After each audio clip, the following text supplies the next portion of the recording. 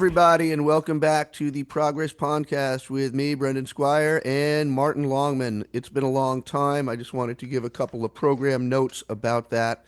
Number one, the last episode with Bill. I had to do a heck of a lot of editing on that one, folks. It was like twice as long. I know on your end it doesn't seem twice as long, but there was a lot of stuff in that Bill Hangley episode that I had to cut that probably we could have kept or made a second episode out of.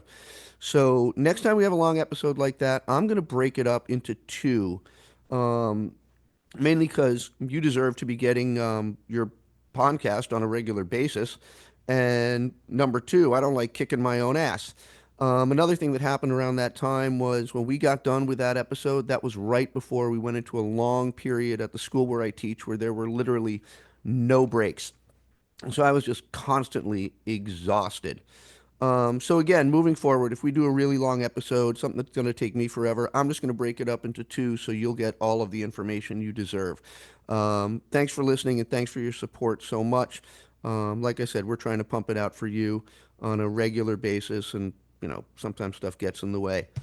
Also, pardon my morning voice. I'm still a little waking up and drinking my coffee. Anyway, Marty, it's good to see you. How you doing today? I'm doing great. Yeah. It's been it's been a minute. In the interim, the and I want to start it off with some music. Actually, I'm not sure if YouTube or Spotify will allow me to do any clips. But have you heard about this guy Jesse Wells? That's been popping up. I think I sent you some of his stuff earlier this week. Did you get a chance to listen to that? It's going viral right now. I learned about him from I all right. First of all, let me back up. There's this guy named Jesse Wells. He's a singer. I mostly see him with just if you've probably seen him on Instagram. He's a skinny guy. Probably looks like he's in his late 20s, early 30s. Got a big floofy mullet. Just usually him and an acoustic guitar. Though on his four records, he has a band a lot of the time. And you may have seen him singing like these kind of funny, goofy songs about current events. He's got a he's got a voice like John Prine. And Marty, if you're like me, and I know you are, you're a huge fan of John Prine. Oh, absolutely. Oh my gosh, he's got like the lyricism of John Prine, but at the same time the gritty contemporariness of Woody Guthrie. John Prine. Do you know that song, Marty? I think it's "Some Humans Ain't Human" off of Oh yeah. Oh yeah. So and he meant John sings about you're enjoying your freedom, got the winds at your back. Then some rich kid from Texas starts his own war in Iraq. That's a direct reference, obviously, to George W. Bush. And in a number of interviews, John Prine always said that he felt bad about that. Um, Not so much for singling out the president for what he had done, but because Prine has always tried to make his songs as timeless as possible. You should be able to listen to a John Prine song in any decade, and it should hit you every way. Like there's a song like God, Hello in there, about the Korea, about the old people, where he mentions we lost Davy in the Korean War. And by the Ah time he yeah. recorded that song, that war was already 20 years old. It was already in our collective past. And when he referenced George Bush, he said he felt bad about that because it was so much in our recent thing. Whereas someone like Woody Guthrie was never afraid to, call out people and places by name, and including Donald Trump's father. So it's like kind of this Prine Guthrie approach, but for the 21st century. When I first looked him up, I was seeing all this Philly stuff. He was on World Cafe Yeah, Live. yep, he was in He's Philly. got a song from Philadelphia. But he's like born in Arkansas. I don't know where he's living.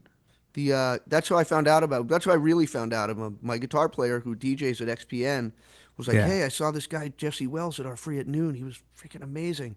Yeah. And I was like, "Oh, you mean the guy from Instagram?" But yeah, before we move on, man, I just wanted to just share a couple of these lyrics for you. And the thing is, dude, he's a songwriting machine. Like he's besides the albums, he's putting out like songs like every week or two just on YouTube. I Yeah. mean, just like doing these little selfie videos.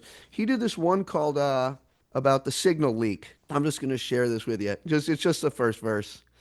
Hello, mom. Hello, dad. And he's singing like this folky kind of guitar stuff, right? Hello, Mom. Hello, Dad. things are great. Here at camp, I clap a lot. I feel important, but I sent the Atlantic. Our government war plans. My real estate agent was in on the chat. He was way out in Russia, so they probably got that. The mission didn't do shit. We achieved no objective, but the emojis were sick, so I'm feeling effective. Yeah. And he just churns that stuff out like to current event. He's like, all right, let me write a song. Dude, it's You know it's what I it's mean? it's amazing. Yeah, he is definitely very prolific. Oh my gosh. There's one song that I want everybody to listen to that I'm not gonna quote because it's on one of the albums and I don't want to get too much into it. It's called "War Isn't Murder," which is where that Prine Guthrie crossover really, really comes into play. "War Isn't Murder." Jesse Wells, Welles. But I know that Marty, you have a lot you wanted to say about the tariffs and the leopards eating various faces. And he Wells just released just a week ago a song called "Terrific," and I think these lines are a great segue into what you got coming up. What is it though? You'd think from listening to it that it was called "Take Your Medicine." Yeah, you would. You Yeah. would. Name of the song once again, "Terrific." Take your medicine. Don't you remember when me and you both agreed to send the factory overseas and do ourselves a big favor, run the whole damn nation off of slave labor, groceries? That's a word I haven't heard in a long time. Must be some form of chore for the poor and simple-minded, for peasants and paupers with sad little lives. Take your medicine. Hope it goes down quick. Take your medicine. I never even knew that I was sick. That is just such a wonderful segue Into tariffs. into tariffs. Because that is a key thing. I didn't even know I was sick because the guy is Trump, the guy, has declared a national emergency of trade deficits. Yeah. And no one else, well, I can't say no one else, but it's not a national emergency. You know, He's even referred to it in medical terms. He Yeah. after the announcement what did he say? He's like, the surgery is complete and the patient will make a full recovery. Like, Oh, right. what? Yeah. Who needed surgery? So we didn't know we were sick. I mean, I can't, people have complaints about the economy. Of course, we've had our manufacturing base hollowed out. But the idea that this is all due to trade deficits, Yeah. the patient didn't know he was sick, you know. But here, take your medicine. Yeah. And the medicine, you know, we were talking about Nebraska farmers that 30% of their crops get exported. And now we have these retaliatory tariffs. And so their crops are not competitive price-wise. I just want to jump in on that. There was a before the when we were talking before the interview, before the podcast, there was a Substack, and I got to find it. You know, Nebraska farmers, they did this to themselves. Oh, yeah. Yeah, I mean, I really, and I've been seeing there are people out there complaining about it, and you know, and it's like, number one, why did you vote for him again, knowing what happened to you last time? Like, it wasn't that long ago. It's not like saying like, Well, I guess because they got bailed out, right? They got bailed out. Yeah. but then it's like but even before that, it's like they've been voting for this kind of crap for years, on the state level as well as on the federal level. You know, what did they Sure. expect? Seeing them play the victim seeing them play the victim when they voted for the leopards eating faces party is just it's a little beyond me.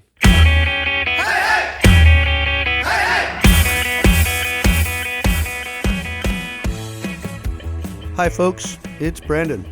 Thanks for listening to the Progress Pondcast. If you like what you hear, we'd love your support. Liking, sharing, and subscribing is great, But the best way to keep us afloat, that's through a monthly donation, as little as $5 a month through Patreon. You can find us at patreon.com progress pondcast. Don't forget that N when you're typing that out. Thanks again for listening. We appreciate all your help.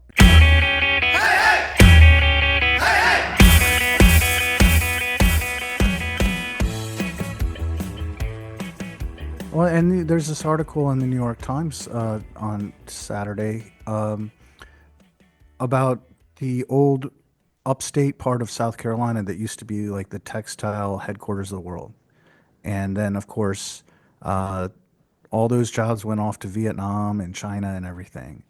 And these tariffs are supposed to be like a way to bring that back, right? Like, we'll make it so expensive to import Vietnamese clothes or Chinese made clothes that it'll just make more sense to make them in the But that United States textile again. plant, what is that? Where's that textile plant now?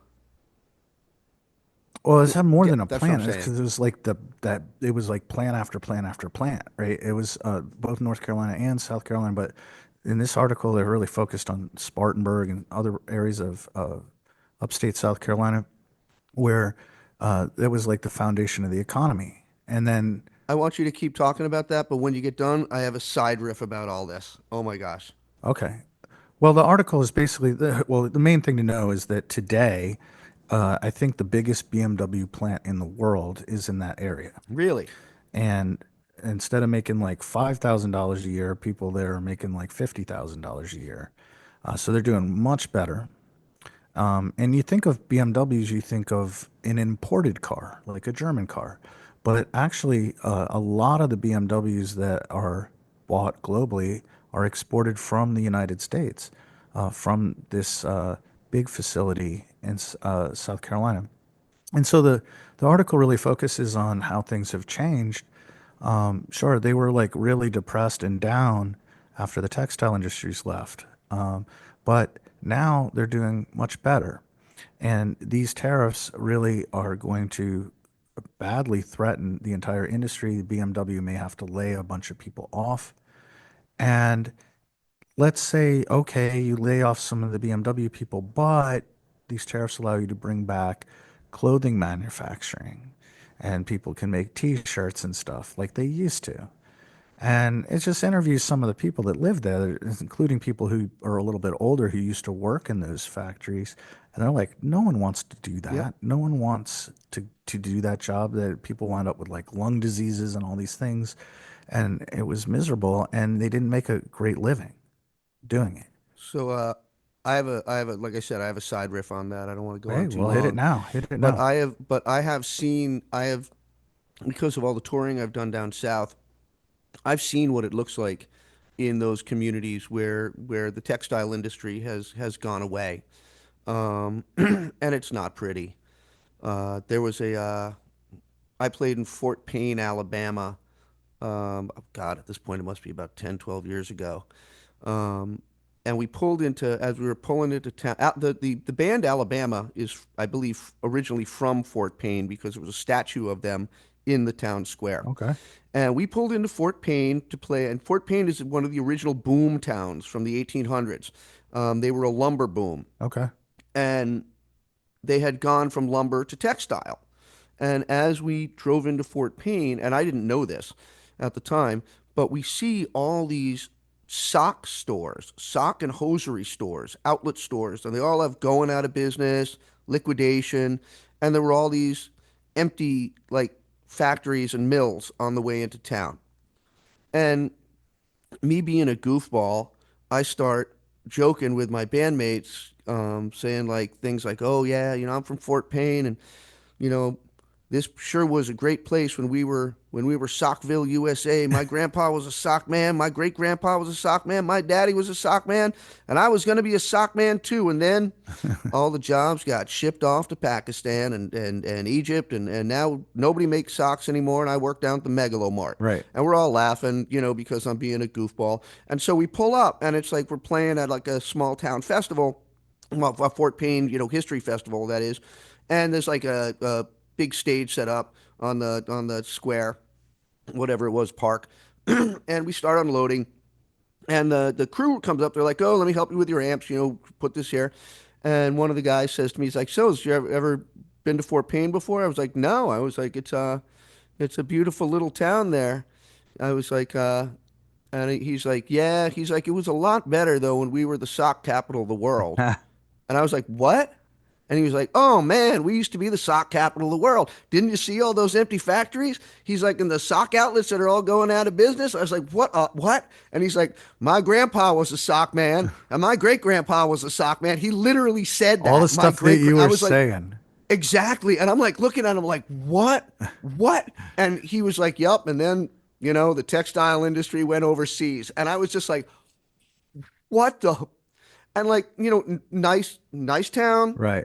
but it was clear. Now here's the thing. Alabama's another state. I don't have a list in front of me, but I know Alabama has some major car manufacturing. Major, Yeah. Yeah. major. And like, and I know what it looks like. And I've heard from people firsthand, even in a joking way, even like I was being like I mean, frankly, I was just being a classist asshole making jokes like that. Sure. But, still firsthand from like the dude that like, yeah, man. That's real.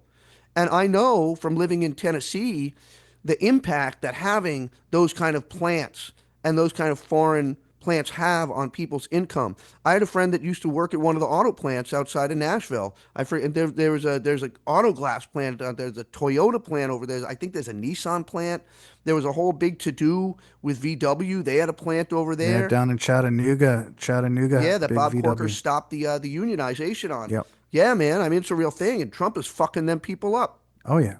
Well, the whole He's fucking them unionization is up. another issue entirely because Oh it's yeah. it's nice to have cars to provide good paying jobs. It's even better if they're unionized, but Yep, that's a that too. separate That's a issue. whole other story. Yeah. That's a whole other story. And yet it's like what is it you just keep seeing everybody like, and what are they going to do? I mean, you were saying that Congress and the budget is tied into this as well. The just everybody, and what do you do? Right? Well, I mean, You know? the tariff thing. I mean, we could dedicate the entire episode to the tariff thing. I think when you talk about leopards eating faces party, right? Which I don't know if people know that reference, but it's an old joke that I voted for the leopards eating faces party, and now I'm shocked that they're eating my face. They weren't supposed to eat Yeah, my well, they weren't face. supposed to eat my face. I want them to eat all these other people's faces. And that's kind of the joke with the tariffs is like, you voted for this guy for whatever reasons that you had. And now all of a sudden he's destroying your economy. He's destroying your retirement. So, but that extends also to these CEOs Mm-hmm. who, they wanted the deregulation. They wanted the lower taxes, that's just standard Republican stuff. Like you're going to get that from Nixon, you're going to get it from Reagan, you're going to get it from Poppy Bush, George W. Bush. You would have got it from McCain and Romney if they had won. Yep. It's that's nothing out of the ordinary. But they were willing to, in their normal pursuit of that, countenance, going another round with the insurrectionist who Yep. drove this country into the ground during the pandemic. They just Yep. overlook all that. And they knew about the tariffs. He was very, very open about the tariffs. Very open about it. Uh, Over and over and over again. He yeah, told them. yeah. He said, "I'm going to put across the board tariffs. I'm going to punish these people." He was very, very clear about this. Did And I mention to you, was it one of the last episodes where I brought up talking about, or was it just a phone conversation where I talked about the craft spirits people throwing a tantrum over the tariffs, and I was calling them and being like, "You voted for yeah, this. I looked at your, yeah, I think it was last episode. It's like you voted for this. I looked at your spending. You spent all your money on that after January 6th. yep, Come on, yeah. come on." But the CEOs are supposed to be smart, savvy people, right? Right, They're right. not just your rubes who are being deluged with Fox News and hate radio and you know kind of molded into this. These are players, and Yep. they convince themselves they could talk him out of these tariffs, you know. Yeah, it was funny. I was watching Stephanie Rule's show on or MSNBC. Yeah, MSNBC. Friday night. And I forget who the name of the guest was, but he had this great analogy. He said, you know, with the CEOs, they thought they could control them on tariffs. And then it turned out Frankenstein's monster turned around, came back into town, and started ripping their arms off too. Yep. And I was like, that's As perfect. predicted. That is perfect. He is ripping the CEO's arms off, is what he is doing right now. And by the way, you don't even have to hear Stephanie Rule. Stephanie Rule is just, when she says that, she's obviously accurate. I'm not slagging her. She's wonderful. But that's actually reporting last week's news because I remember you wrote an entire post at this at the blog Yeah. a long time ago about your worries about fascism. And you talked about how back in the 30s, Germany's industrialists had a choice to make. Oh yeah, I've written about this And over and over again. and they went with the fascism because they thought it would be better for their bottom line. They were worried And about you were very, communists. very They didn't worried. like unions. Yep, Yeah. yep. Yeah. They were worried about, and it's like, nope, nobody ever fucking learns a thing, do they? No. No. Not only did they not learn lessons from the 1930s Right. and dating and referencing Prine again, I mean, today that's almost ancient history. It's 100 years old by this time, almost 100 years. And that's almost excusable if you're not smart, but like it's not even like 100-year-old, 80-year-old history. It happened 8 years ago. Right.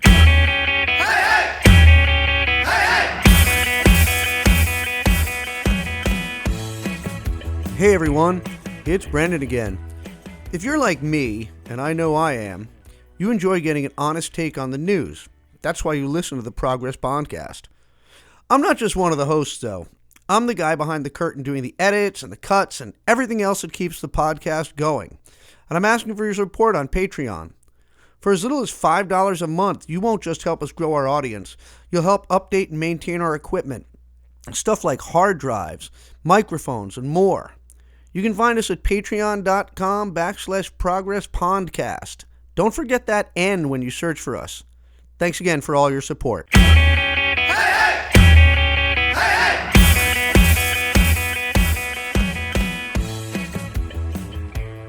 Well, and this is a broader thing I think we're going to get into now, which is how this guy is running roughshod over everything all at once, and how ineffectual our institutions are, or individual leaders are. I think one thing I wanted to just touch on briefly was one thing I've written about a lot and been focused on a lot is this budget reconciliation process. Because if they're able to do this successfully, it's a way for them to get around the Democratic filibuster in the Senate and pass some really terrible energy policies, immigration policies, and tax policies, and cuts, massive cuts to like Massive Medicaid. cuts. But if they can't do it, then it will really limit the damage that Trump can do, at least in the legislative sphere. So it's really important, if at all possible, that they do not succeed at this. And this is one of the things we were talking to a previous guest, Mark Steer, about, because he is trying to stop them on the Medicaid front. Absolutely. But anyway, there was some question whether they would even be able to get a version of the House and Senate bill. They have to be identical in order for this to work. Yep. So could the House and Senate Republicans agree on a blueprint for budget reconciliation? They passed it by one vote Yeah, I know. this I saw past that. week, and that's a shame because it advances the ball, and it was a point at which they might have failed. But they didn't fail. One vote. They came that close. But here's why they were able to do it. And it's really a theme. They were able to do it not because the House and the Senate or the moderates and the Freedom Caucus people came to some kind of agreement, because they didn't. They have fundamental disagreements that could still sink this thing. But if they didn't come to an agreement on the budget, the whole reconciliation process fails. And that means they have to negotiate with the Democrats. And that is the one thing that will blow up everything for Trump. Yep. Cannot have any situation where they have to make any negotiation, any concessions to the Democrats, because that gives the Democrats leverage to start stopping him from doing things. And they Yep. need to prevent that no matter what. And so they At were all able to costs. convince the Freedom Caucus, the most radical Freedom Caucus people, with a couple of exceptions, to sign off on a thing where there's nowhere near as many cuts as they're demanding, and promise them they'll be there in the end. And then on the other side, they were able to convince all the moderate Republicans worried about these Medicaid cuts, don't worry about it. It's in the budget, but it won't be there in the end. These things are completely incompatible. They can't both be true at the same time. And it should have sunk the bill because they're lying to one side or the other. But because Trump needs this thing in order to do anything, really, without being encumbered, they sign off on it and they're like, we'll figure this out later. And you know what that reminds me of? It reminds What? me of the Supreme Court's ruling in this case of this guy, Kilmar Abrego Garcia, who was a Yes. sheet metal worker down in Maryland. He's got a wife who's a U.S. citizen. He's got 3 kids. One of them's a nonverbal autistic kid. They Yep. pick him up while he's got his autistic kid in the car. They deport him to El Salvador.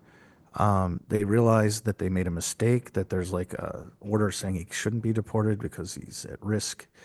And they admit they made a mistake, but they're like, we can't get him back. So this district court judge comes along and he says, Wait a minute. I just got to jump in on that sure, real quick. It's amazing to me that so this is correct me if I'm wrong here. This is the administration that demands Greenland from Denmark. yeah, You give us Greenland. It's ours. You give me now. This is the same administration that demands that Canada do this or else and tells Mexico, you do this or else with their tariffs. You pay us the money. And da, da, da. We got all this power. You fuck with us. We're going to kick the shit out of you. animal. And yet they can't, but they can't say to El Salvador, hey, we sent you the wrong guy. Could you send him back? What the fuck? Does El Salvador suddenly have nukes or something like that? They got a picture of a lady peeing on Donald Trump. Which is why, like, my wife and son-in-law have a theory this guy's already dead. That's what I think. I think he's already dead. Yeah, I'm not willing to go there yet, but they're I think not. he's either already dead or badly, badly damaged. And either way, he comes back to the United States.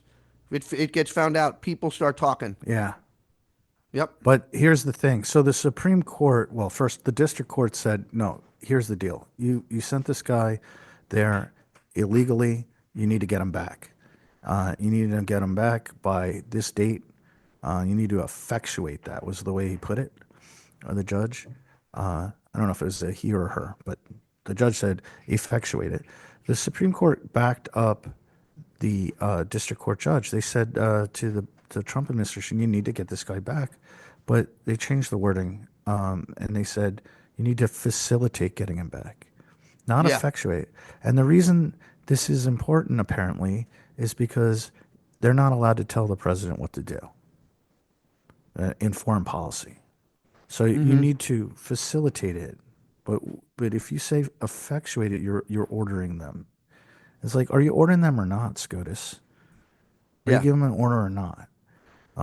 So what they're doing is you can drive a truck through that. Oh, absolutely. And of course, right away, members of the administration came out and said, see, we told you, they can't tell us what to do. Right? So Yep. this guy, I don't know if they're going to get this guy out or not. Right? But this is another example where the Supreme Court kind of punts. They're like, well, we'll give him a chance to get him back. We'll give him some time. You know, you don't need to effectuate it by this hard date, but facilitate it and come back and tell us how well the facilitation is going. Right? This is bullshit. Like, you can't deal with these people this way. You can't, you have to stand up to them hard, or they'll find every loophole Yep. to go around Every it. single loophole. Every loophole. It's like dealing with, it's like, honest to God, man, it's like my fucking middle schoolers. Oh my God. Yeah.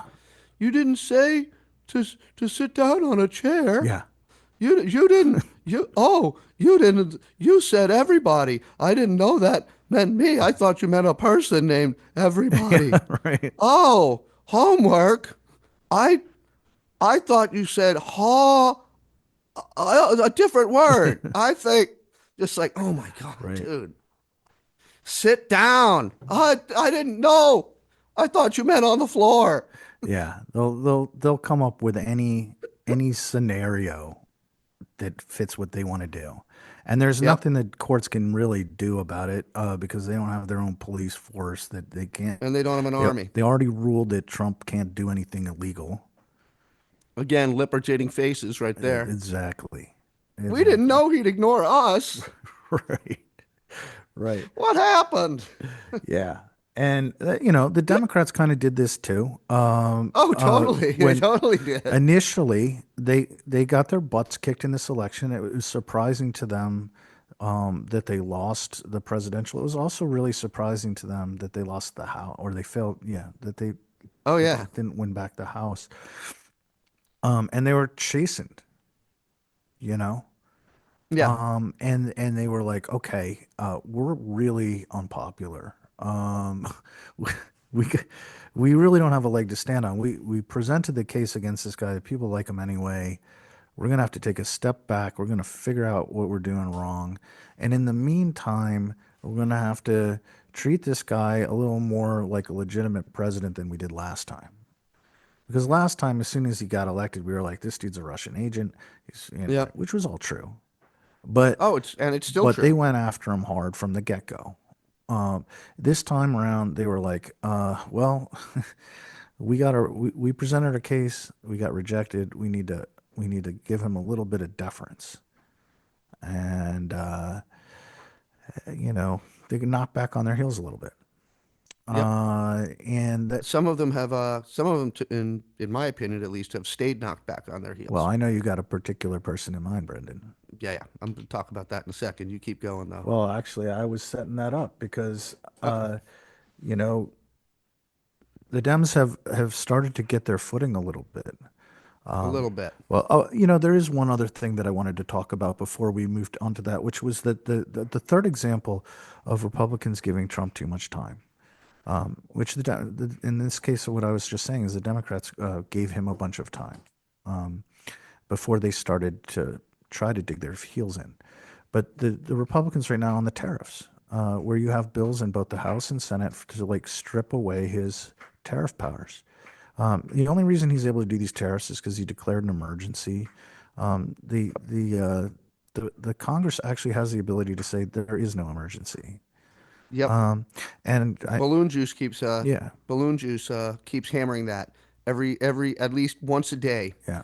There's a post that refers to the Republicans can stop this anytime they want to. Right. And here's the thing, like Chuck Grassley, who represents a rural state like, he's in Iowa, but like Nebraska, they're going to get hammered by these tariffs. Oh yeah. So he's got enough co-sponsors, to pass a bill to end this national emergency. And then in the House, I believe they have enough Republican co-sponsors to do the same. But they're not going to put these things on the floor right away. They're going to give him a chance to use these tariffs to negotiate, to get some kind of deal, with 70 other countries or something, like as if you can do a trade deal in under 2 years, like a Yeah. normal trade deal anyway. They're basically saying like, you're ruining everything. You've lit all the money on fire and you need to stop. But they've got the numbers to pass these bills, but they won't go ahead and do it. Yeah. And the reason is, let's give him a chance to see if this can work because he's our president. And you just can't give this guy time and space. No. It's you like can't. Stephen Curry in basketball or something. Like the guy's going to just keep draining threes on you if you give him any space. Like you got to step up in his fucking mug and foul the shit out of him. Like,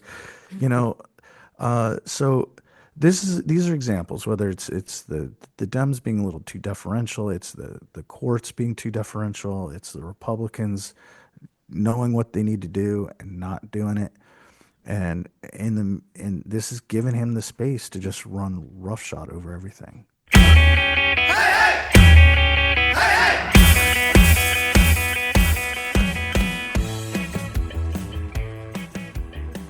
And speaking of fouling left and right, there's one Democrat I do want to call out for doing the right thing in the Senate, and that would be Brian Schatz. One of the things that got cut from the last episode, because I was getting off on a pretty long tangent, was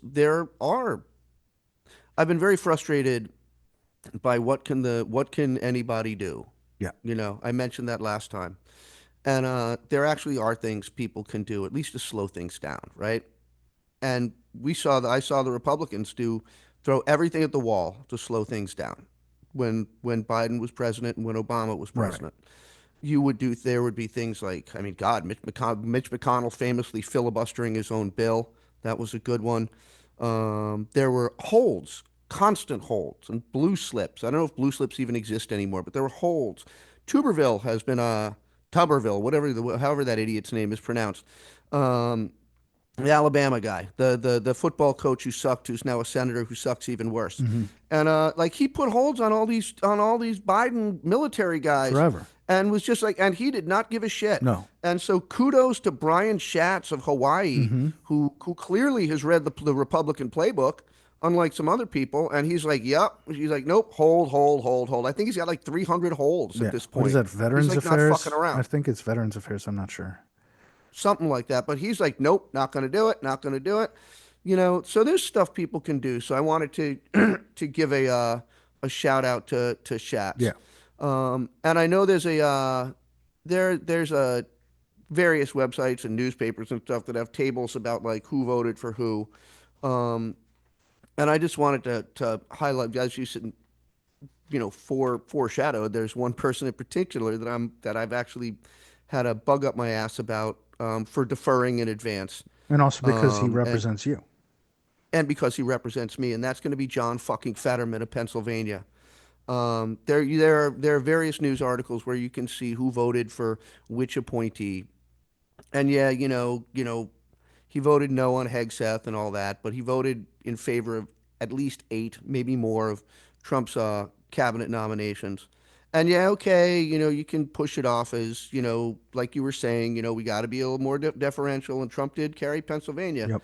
So I get it. And I Bob Casey get it. which is a wake And up Bob call. Casey lost, which It's a wake-up call. I get it. Yeah. That is a bit of a wake up call. I get it, but it's gotten to the point with there's more than just that right at this point with Fetterman. One thing I should point out is, for example, that he does not communicate with his constituents very well, and that may be part of the problem.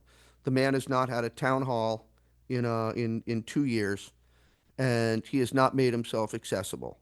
He, in fact, took over the same office that Pat Toomey was in down at the Federal Building, where they used to have the Tuesdays with Toomey rallies back in the day. If you're not from Pennsylvania, Fetterman's predecessor was a guy named Pat Toomey who famously refused to meet with constituents. So there was a group of citizens, I think in a number of cities, that would hold rallies in front of Toomey's offices called Tuesdays with Toomey, in an attempt to meet with him, and of course he never would. And the building in that Toomey was in Philly, the one across from the brewery where we bumped into him, is the Federal Building, and it's extremely highly secured. And there's like no way to get to access to the guy, so he's hiding from his constituents, or at least that's how it comes off. But in terms of deferring too much, John Fetterman just this past week was the only Democrat to vote in favor of Mike Huckabee as, I believe, our ambassador to Israel. Right. And this, I got a long bit on this because it really pisses me off, and it's almost like the straw that has broken the back. There's so much wrong with this. First of all, I don't think John Fetterman is Jewish. I'm going to take a look on my phone right now. I don't believe John Fetterman is Jewish. So give me a sec, and if I have to cut a little space, I will.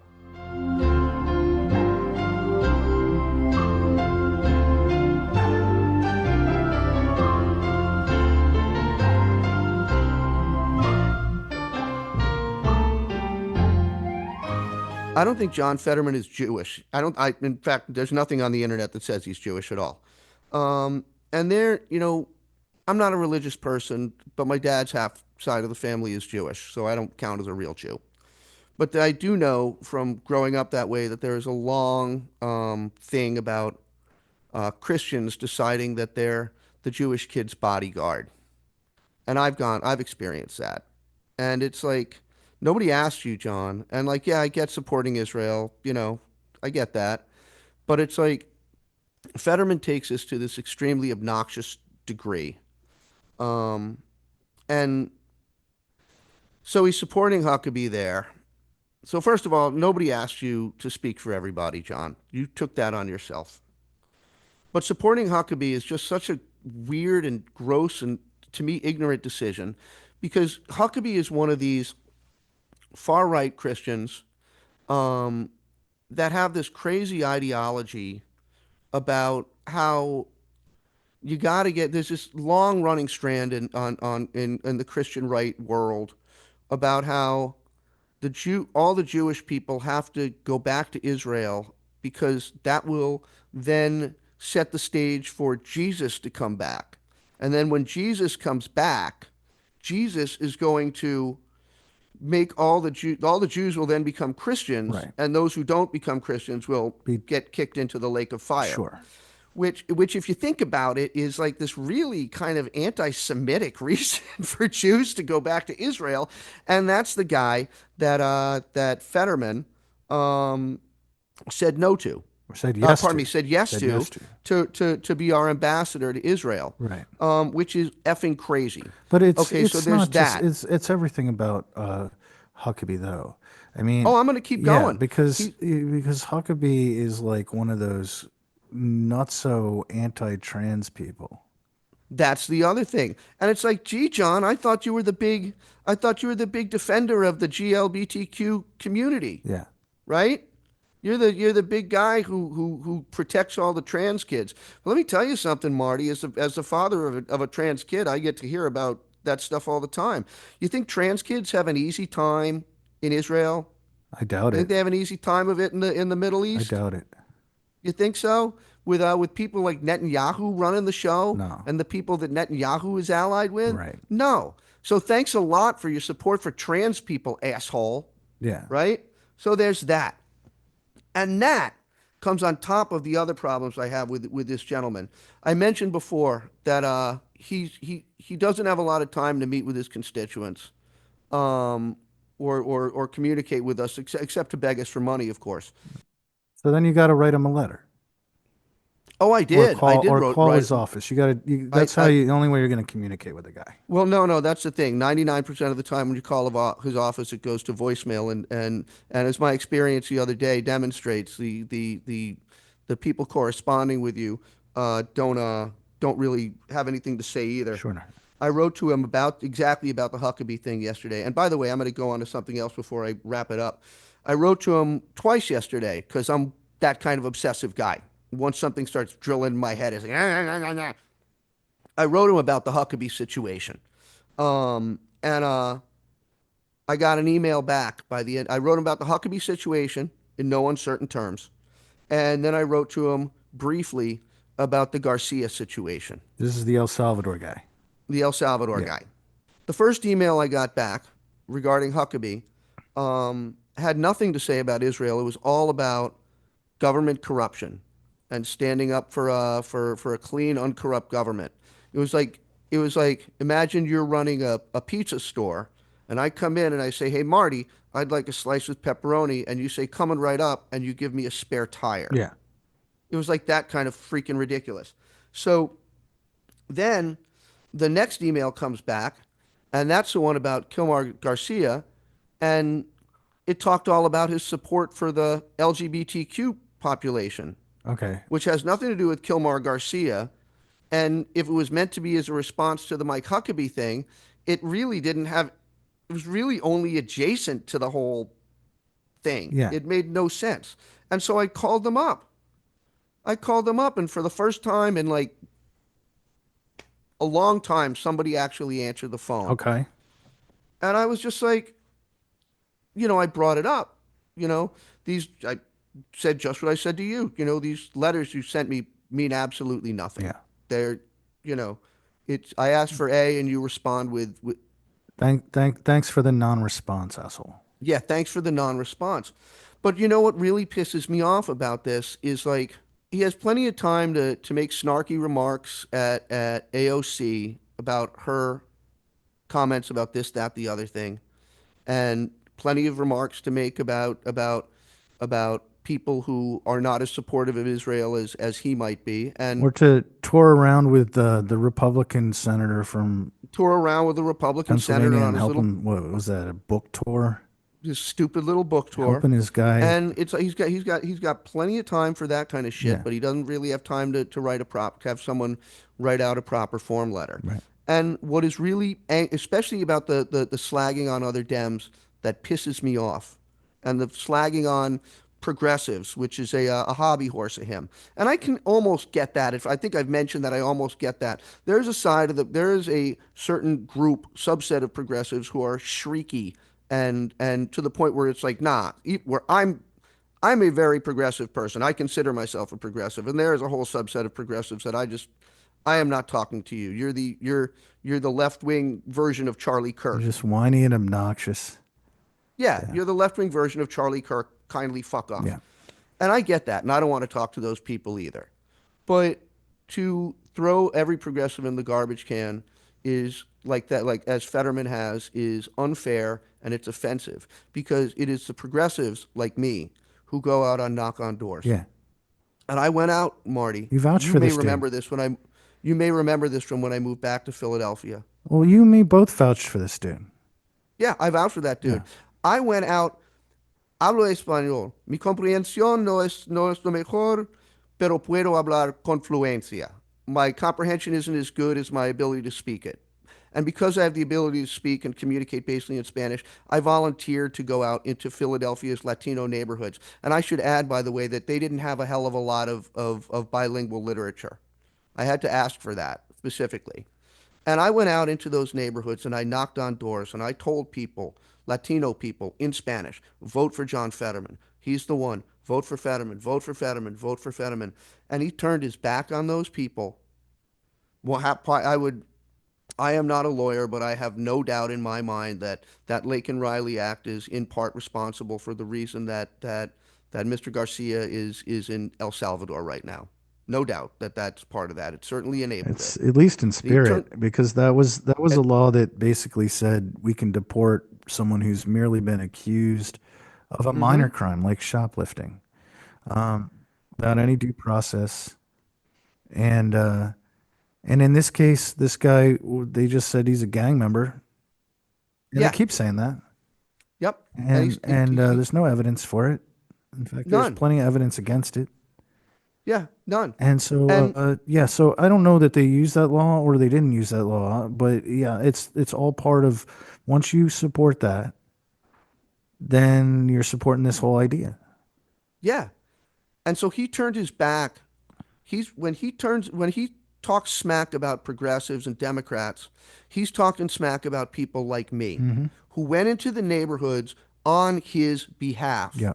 And now he's turning his back on us and being like, no, I don't need you. Yeah. And I don't need to write you a letter that responds to your concerns. And I don't got to meet with you. Yeah. And and this is going to segue into our next topic, I believe, that is the exact opposite of what you can do.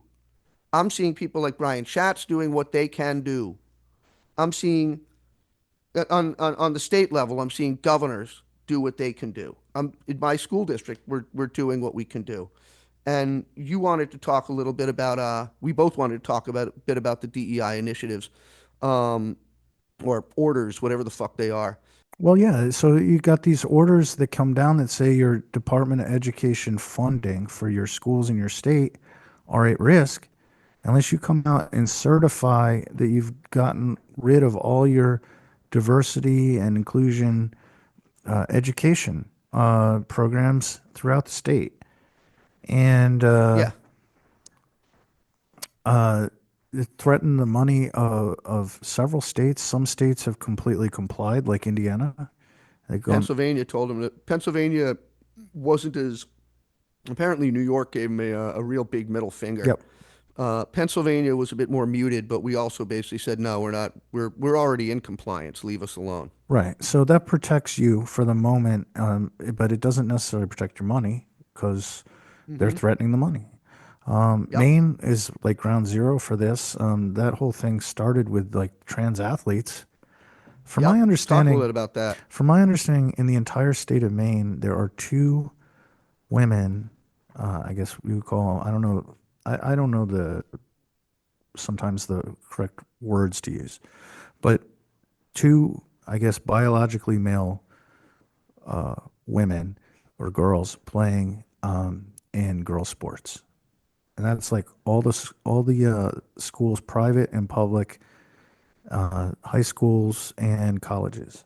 There's two people apparently in all of Maine, but because of this, and because the governor won't stop it, these two people from playing sports, then he's picked this enormous fight to threaten Maine in all kinds of ways, take away all their funding, and including their education funding. And so that's ground zero. But Maine is not backed down. Maine has said, look, this is part of our Constitution is to protect these people's rights, and Yep. I can't change it on my own. The governor says, um, you know, so they're gonna have a showdown over that. But Yep. the main thing is they didn't just cave like these law Yeah. firms that are lining up Yep. to give pro bono work to Trump because he threatened them. So disgusting. Yeah, It's so.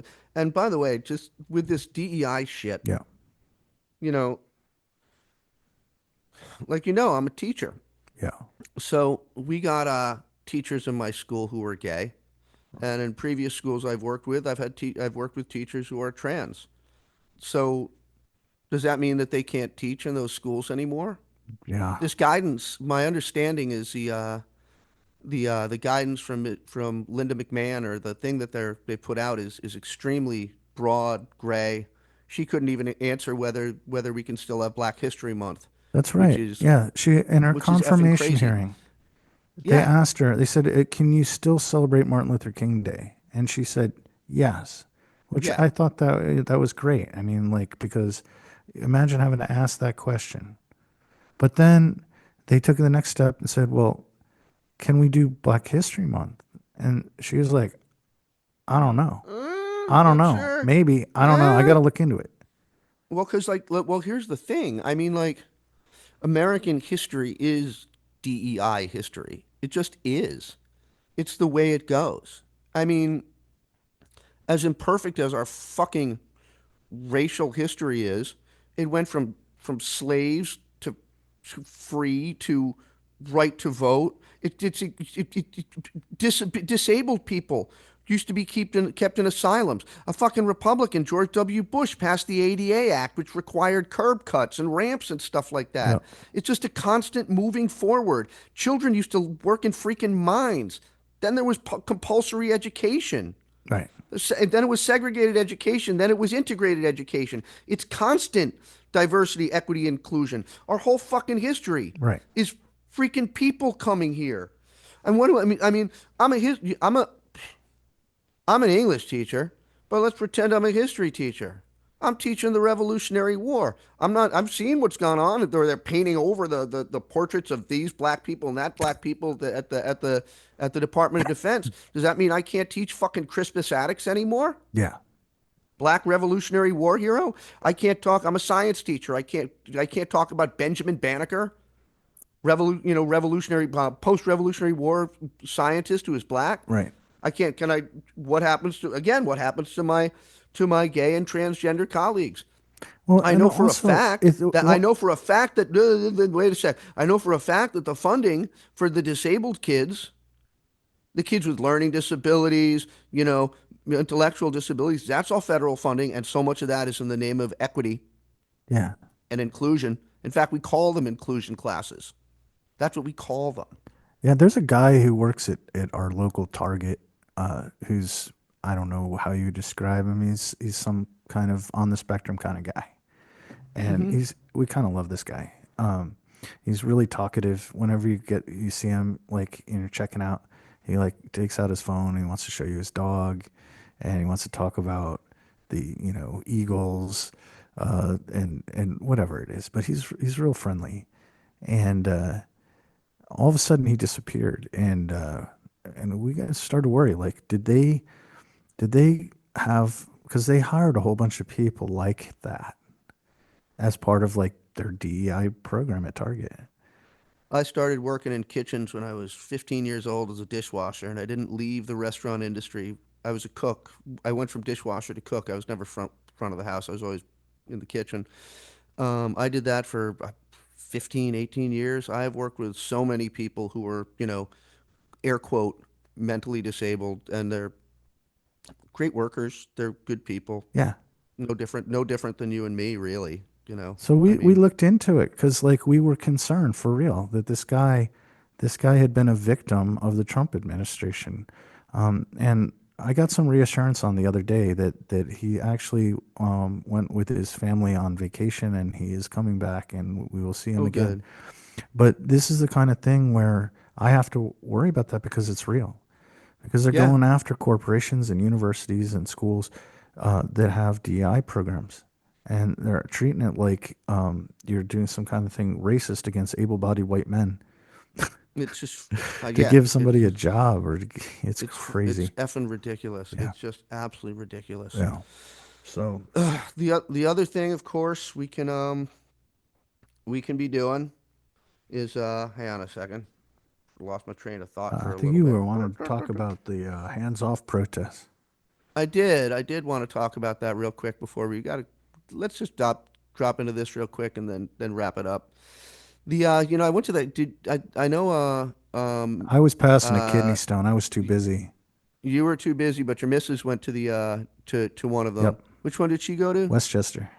Westchester. I went to the one in Philly, and to be honest, I got to be honest, man. I was reluctant to go. I haven't gone to a protest in a long time. I used to go all the time, but I'm an old fart now. But I was convinced to go, and I went. And to be honest, I was underwhelmed. I was personally underwhelmed, and I just felt out of place there the whole time. And everybody had their signs, and there were like a lot of the pink pussy hats. They were back out, but I couldn't help but notice that it was all. Well, no, I didn't even notice it. Pardon me. I didn't notice it. But I left early. I left early and uninspired. And everybody else was like rocking out. They were clearly into it, but I was just like, eh. And part of me was like, well, maybe you're just having a bad day and, you didn't want to come to begin with. So maybe you're just being pissy, like you get. And I was on the phone later that day with a friend of mine, and I had mentioned to her that it had been un, uninspiring. And she was like, well, why? And I was like, well, and she was like, was it that it was all old white people? Yeah, because it And I was. was like, and yeah, I was like, all of a sudden it was like, ba-bing, ba-bing. I was like, yeah, that's what it was. Right. That's because, like, man, I was at the Iraq War protests. I was at the big one in New York. I was at the one in D.C. I was at the one in D.C. where the guy who became the chief of police in Philly, John Ramsey, Mm-hmm. kettled all those people in that park. Yep. I wasn't in the kettling, thank God, but that I was at that protest. And Ramsey, by the way, turned out to be a great chief of police for Philadelphia, but that's another story. So I am used to these. I was at the Occupy protests in New York and in Philly, just fucking huge things. And while I wasn't at the George Floyd protests, I've seen the footage and I know that those were just immense. And here it is, like this crowd of like white ladies and old guys with their, send him back signs. And I was just like, I was like, yeah. And Amy said that was, my friend Amy said that was kind of a twofold deliberate thing. And I know you have something to add to this as well. But she mentioned a hashtag that was going around, and I hope I'm not speaking out of turn here. Um, that was hashtag sit your black ass down. I didn't hear about this one. I yeah, and I looked around and I found some stuff, and it seemed that on the black side of the progressive sphere, or the anti-Trumposphere, or whatever you want to call it. And again, I don't want to speak out of turn. I'm some white guy. If I'm black people who are listening, if I'm speaking out of turn, please drop us a comment. I'll leave comments open and tell me that I'm stupid and wrong-headed. I will totally retract if I'm wrong. But one thing that I kept seeing was part of Sit Your Black Ass Down was white people, this is your fucking fault. We didn't vote for him. Yeah. You want to go out and protest? You do that. We're not getting shot on your behalf. We don't want to get tear gassed on your behalf. You did it. Your problem. And that makes sense because when you look at who voted and who voted for who, you know, You know, it's funny it because, wasn't black people that put him over the top. I didn't go to the protest out here, but I was getting, Well, you had a kidney stone. yeah, I had a kidney stone. Don't ever get a kidney stone. But I, I was getting Oh, I was photos. planning on it next I was, week. yeah, I was getting photos. Got it all lined up. This whole presidency feels like a national kidney stone. Oh So my God. I, Kidney boulder. yeah, impacted something. So I wasn't at the thing in Westchester, but I was getting photos, and I was also following it on Blue Sky, and I was seeing a ton of photos from all over. And I definitely noticed it was like older and it was white. But the thing is, it wasn't so noticeable as it would have been in Philly, you know, because Which it was. In Philly, that's just weird. You know? It's very weird. Right. Like one of the first things that happened to me when I moved out of Philly into the suburbs was like, where are all the people of color? Like I feel totally out of place. It's like uneasy. Like I did not feel at ease amongst like 100% white people, like crowds, like waiting in a restaurant, like waiting in a restaurant for a table and there's like no one of color there. I was like, this is weird. It took me, Just on a very, very yeah, brief tangent, that was exactly how it felt when I moved down to Nashville. yeah, And Nashville's very, very progressive and very left wing, certainly by Tennessee standards. sure. But it's a real and really everybody does hang out. But when I first moved there, it was just like, where are all the black people at? And like it was like, wait a minute. Yeah. But we're not normal, like in that Yeah, sense. we're not. Well, yeah, Philly is. Philly is Yeah. So Philly. like an all white crowd in Westchester is not like something you think is out of whack. Yeah, You yeah. know, you'd have to, yeah. So But Philly, no, yeah. in Philly, totally different. So that's why probably we had a different impression of it. Even though I wasn't there, I was not, So I wasn't really looking. I didn't care. See, that's the other thing. I didn't care what was going on in Philly or Boston or New York because no one cares. yeah, they're always The going to only protest. place these protests matter are in red districts Yep. or in purple districts. That's the only place. Because what you want to do with these protests is you want to put the fear of something into these Republicans that, hey, for too long you've thought the only thing I have to worry about is getting primaried for my rate from another Republican. And if I go against Trump, now I give big talking point to this person to come and challenge me. Or Trump and Musk come and throw money at some guy to take me out. Yep. But now you have some, it's also seen in some of these special election results where there's shifts of 15, 20 points towards the Democrats.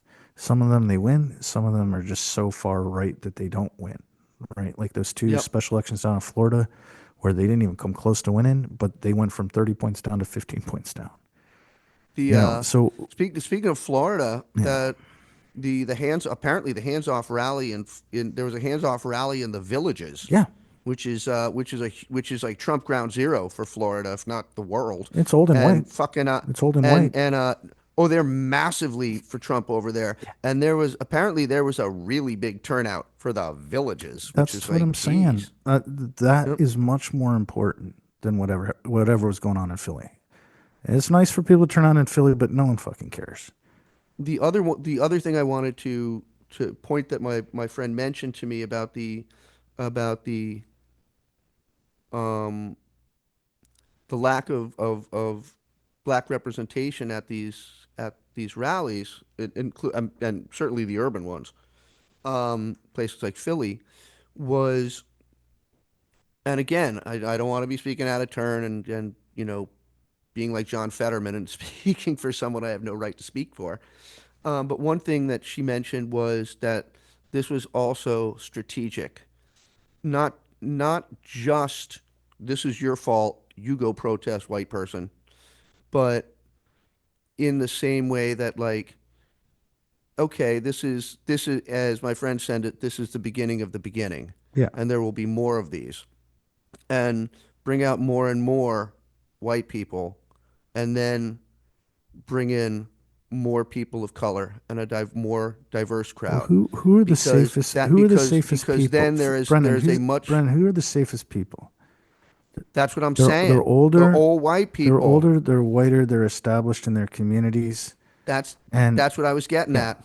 And so That's what I was getting when at. you take these people and you put them forward, uh, nothing's going to happen to them, or the Yep, it'll if it's gonna happen to them, it's going to happen to everyone. So that's what I'm yeah. saying. So That's what I'm saying. there's a whole bunch of reasons why that makes sense.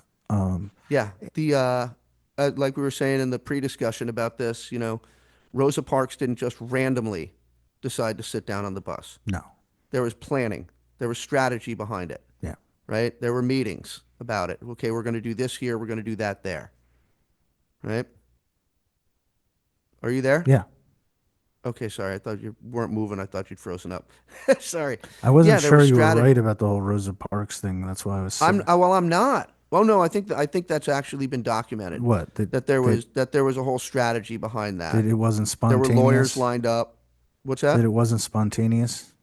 No, I don't think it was. I believe there were lawyers already lined up. Okay. That this was kind of like I might have we're heard gonna that. I do don't this know. here. We're gonna do I got this. too much We're gonna stuff. do I this got here. too much stuff running around my head to remember everything. Yeah, I know. Me too. I remember I'm probably nothing. like making up history too. Yeah. In this Yeah. episode, It's like Brendan the and old Marty Bugs make up Bunny thing. history. Bugs Bunny teaches his little nephew history and he flunks. Remember that? I He's got do the dunce actually. cap on. The no, but I believe that that there was some strategy involved. There was a lot of strategy involved in all that civil rights Oh, stuff. It wasn't just absolutely. like, Overall, there definitely was. you know, Farmer and all those guys. the but yeah, you're putting out again to get off to the hands off people. You're putting the safest people out front. Yeah. You know, put them forward, and like you said, Well, if it's going to happen to them, it'll happen to all of us. one thing I wanted to mention before we go is, you know, when you look at what happened in the 1930s, where you had Germany had a republic, and they never got rid of it. The Nazis came in. Hitler got appointed as the chancellor. He didn't seek any amendments to the Constitution. He didn't seek to pass a whole reorganization of the government through the legislature. He just ignored the Constitution and just Yeah, bullied his way through and did what he wanted to do. But they always kind of acted like they still had a republic. They had the forms of it. And that's the thing you have to worry about. It's not like someone comes in and announces, I'm a dictator necessarily. That does yeah, happen in yep. some military coups or something. But that's not what we're experiencing. It's not like Al Haig is like, I'm in charge now, like back during the Reagan assassination attempt. I wonder how Al Haig would have been as president. Yeah, it's like, oh, what? I was like 11, so what the fuck? Yeah. Yeah, that was wild. But it's not like that. What we're dealing with here is a situation where everyone's cowed, everyone's preemptively shutting up. People are worried about what they say, And I know you thought about this. Thinking about going abroad. I don't know how safe it is for people like us to come back here. Yeah, no, for real, dude. Because they For talk real. about. I saw the press secretary to the White House talking about, well, we're looking at deporting U.S. citizens who say stuff we don't like. Yeah, I saw that I too. was like, wait, And it's like, you're not supposed to say that out loud. and you're already hearing about people getting their phone searched, and you see this travel advice: if you're traveling abroad, don't bring your laptop. Yeah, If you're traveling abroad, bring a burner phone. Da da da. right. And it's like, I actually, you know what, 2 weeks ago, I called up Fetterman's. As much as I don't like John Fetterman, constituent service is still a real thing. I called up constituent service, be like, hey, what's the deal? I got a kid up in Canada, trans. She's not coming down to the United States anytime soon because she's worried. I was like, and I'm worried that if I was like, I'm a Democrat. I'm quite open about my distaste for Trump on social media. What's going to happen if I go visit my kid and come back? Yeah. What are you going to do for me if something happens? What do I do? Yeah. And to their credit, they got, and I know the constituent service goes slow, but Fetterman's office finally got back to me a couple days ago. Um, and I'm supposed to have a talk with them on Monday. I told them Monday's my first day of spring break, so I We'll was like, have hey, to. call You'll me on have to Monday. I tell got us how out of the that world. goes, because Oh, I absolutely will. we're grading Fetterman now, so Yeah. we're on his case. Let's see if he if the beatings continue until his. Well, I just want to one thing I do want to say before I go before there's a difference between the political side of any senator's operation or rep's operation and the constituent service side. Um, I didn't like Pat Toomey at all. I thought he was a horrible senator. He was a piece of shit. I disagreed with him on just about every freaking thing. But when I needed help on a tax issue, I called Toomey's office, and his constituent service was like that. Yeah. They were on it. And it was an issue that you would not expect Toomey's office to be particularly helpful on. But they were on it like that. So Fetterman's office, his constituent service, I will give credit to anybody that if the guy helps me out, I will absolutely give credit to that. Yeah. But his political side can kiss my ass. All right. Anyway, The important thing here is that people, there are things that people can do right now. We've absolutely. seen some resistance from some people. We mentioned Brian Schatz, a senator from Hawaii, who is gumming up things in the Senate as much as he can. We've seen governors stand up for trans students and for just their education funding in general. We're seeing some law firms show some balls. Seeing Yep. other law firms not show any balls. Not so- Those law firms need to not poach on each other too. But we're seeing people come out in pretty big numbers in a lot of places around the country and get where you wouldn't organized. expect. Yep. And that's a big thing with the hands off is that people get organized and they get Yep. courage through numbers and seeing that they're not alone and all that stuff. We've been through that, Brendan, and we were a different generation. That is absolutely true. But It was those having networks something like- last. We're still connected to all those people. Yeah, I mean, heck, the guitar player in the New Country Gold Classics is a Drinking Liberally veteran too. Yeah. We met at Drinking Liberally. That whole thing was such an important way to keep shit together. Yeah. And even for that matter, it's musicians like Jesse Wells out there. Yeah. Who comes from a long line of musicians who do that, going back Billy Bragg, Dead Kennedys even fit in there, even though it's a completely different genre of music. John Prine, Woody Guthrie, Dylan, even though I'm not a huge fan. But he's good for this viral age, right? Because he can keep putting them out. He can keep putting them out. Yeah, he can keep putting them out like faster than Woody Guthrie and John Prine. Yeah. You know? Yeah, he doesn't need to press it on wax. Yeah, he doesn't need any. His whole- He doesn't need a record company. That's the other thing. Like Trump could get to the record companies, The record companies have already because they're been all gotten owned to. by giant conglomerates now. Well, that's the thing. But And that's a story. That's a story for another day. But the big But what I'm saying is nowadays you don't need the record companies to go viral. exactly. Yeah. All he has to do is put up a camera and put it out there. That's it. When you can't stop everybody with a camera, you'd have to shut down every fucking phone. You'd have to shut down the entire phone network, and I don't think that's a. They do I don't that in think that's- Myanmar. You know that? Oh, did they? Yeah, well, that's part of the problem they had when they had the huge earthquake. Is they don't let anybody do anything on the internet. So That's insane. that's not good for disaster relief, let me tell you. No. So Well, maybe that's the direction we're heading. hey, we can all be in Myanmar.